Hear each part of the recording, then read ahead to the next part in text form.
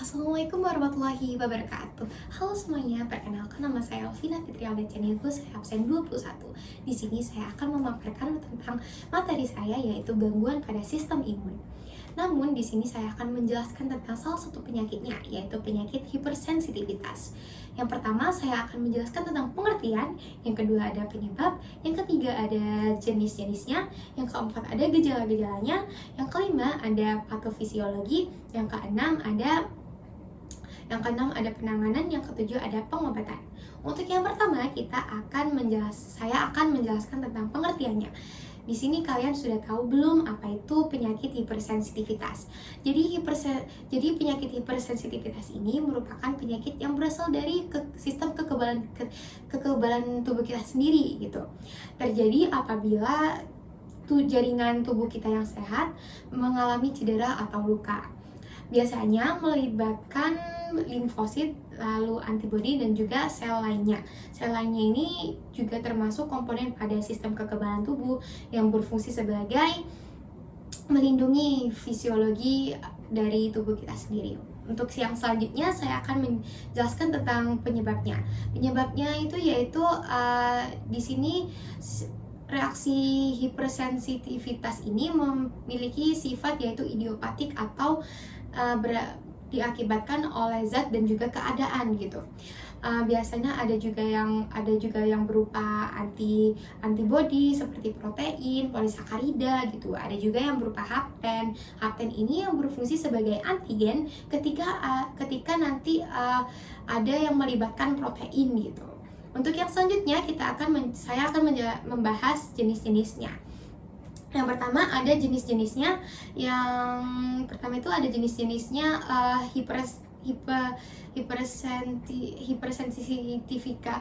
hipersensitivitas yang tipe pertama. Jadi yang habis itu ada hipersensitivitas tipe kedua, dan yang ketiga ada hipersensitivitas tipe ketiga, dan yang keempat ada hipersensitivitas tipe keempat.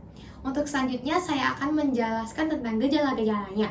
Gejala-gejala menurut hipersensitivitas tipe-tipenya. Jadi yang pertama yaitu gejala berdasarkan hipersensitivitas tipe yang pertama. Jadi gejala yang ditimbulkan itu seperti muntah, lalu diare gitu.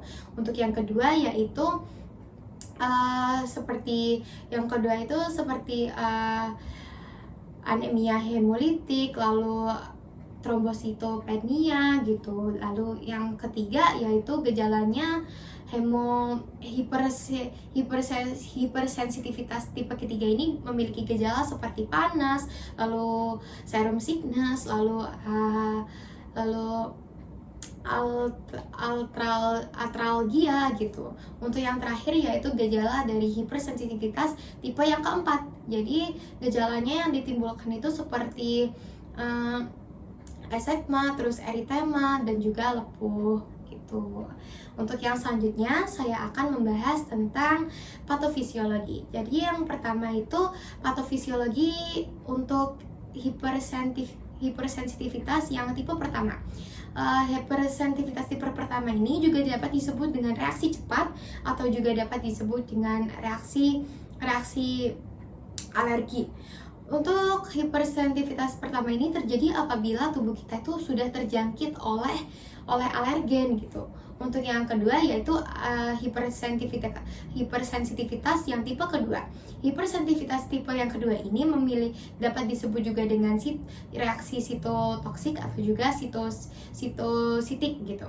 Untuk yang tipe kedua ini terjadi apabila dibentuknya oleh antibodi yaitu IgM atau IgG,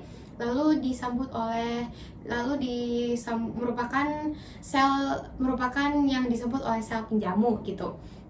Untuk yang ketiga yaitu hipersensitivitas yang tipe ketiga. Hipersensitivitas tipe ketiga ini dapat disebut juga dengan kompleks imun. Kompleks imun ini terjadi apabila antigen antibodi ini dalam sirkulasi atau dinding pembuluh darah gitu dan mengaktifkan komponen itu. Namun ada juga antibodi yang berperan nih dalam tipe 3 ini. Jadi antibodinya itu yaitu si IgM atau si IgG gitu. Untuk yang keempat yaitu hipersensitivitas tipe keempat. Dia ini melalui sel CT4, lalu melalui juga T sel yang mediated yang sitolisis, lalu juga melalui sel CTA gitu. Lalu saya akan menjelaskan tentang penanganan apa saja yang harus kita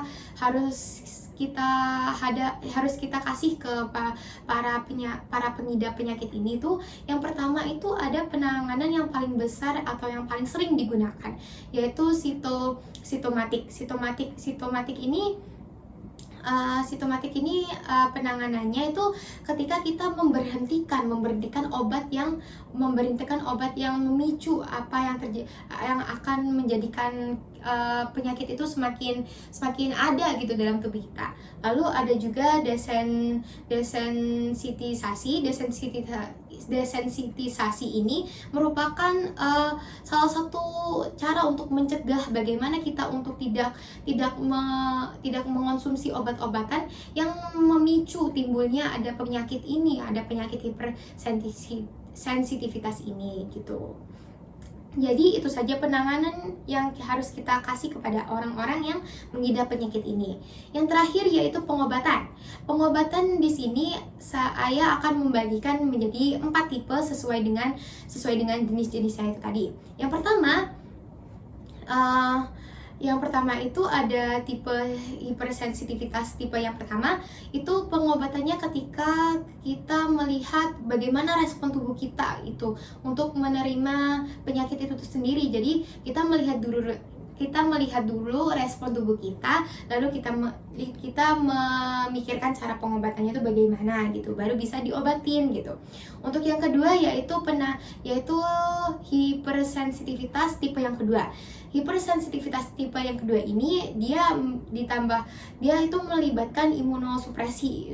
Imunosupresi ini digunakan untuk melindungi antigen atau antibodi yang reaksinya itu tak biasa gitu. Untuk yang ketiga yaitu hipersensitivitas yang tipe ketiga. Hipersensitivitas tipe ketiga ini dia separah apa? Kita lihat dulu separah apa penyakitnya, lalu kita juga melihat bukan reaksi tubuh, beda dengan hipersensitivitas yang tipe pertama. Tapi yang tipe ketiga ini dia melihat respon dari penyakitnya itu tersebut. Jadi dia melihat respon separah dan bagaimana respon penyakitnya atau respon penyakit hipersensitivitas ini di dalam tubuh kita gitu. Lalu yang keempat yaitu hipersensitivitas yang tipe 4.